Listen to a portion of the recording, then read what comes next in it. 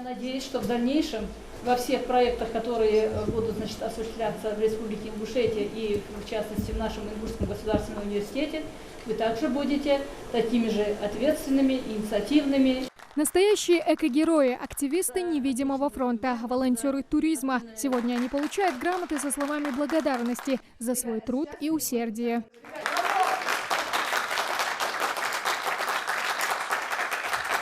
Популяризация и развитие туризма в Ингушетии. Вот для чего объединились студенты различных учебных заведений. Более 40 человек из числа активистов и помогали в организации значимых для туристической отрасли республики мероприятий. Амирхан Аздоев тоже был в этом списке. Эта награда хоть и не первая в копилке его достижений, но особенная. Движение волонтеров я состою около 2 лет.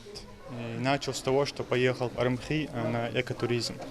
И с этого все и началось. На самом деле это очень стимулирует. Нам еще даже, если мы будем в дальнейшем участвовать, обещали даже стипендию. Но это не главное. Главное, что мы помогаем своей республике. А вот Исрапил Цичоев в волонтерском движении уже больше 4 лет. Он успел себя проявить во многих добровольческих акциях. Вот и в ряды волонтеров туризма тоже решил вступить, пока не жалеет.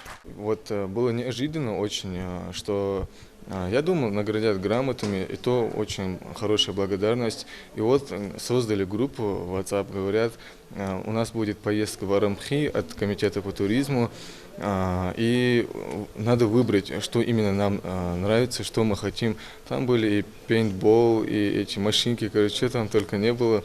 Ну, все решили лучше выбрать пейнтбол, а я вообще не знаю, что такое пейнтбол.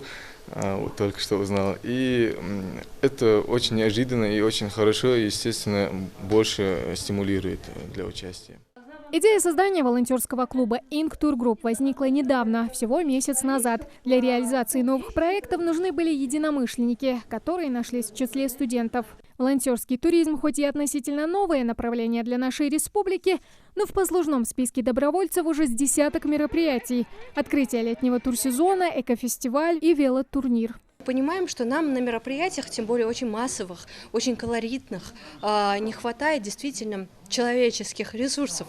И с этой целью, дабы позитивно пропагандировать движение туризма и обновление туризма в нашем регионе, для того, чтобы молодежь подрастающая знала о том, чем живет ингушский туризм, и могла транслировать его широкой общественности, у нас зашла речь о том, чтобы создать непосредственно волонтерское движение и клуб волонтеров туризма при комитете по туризму.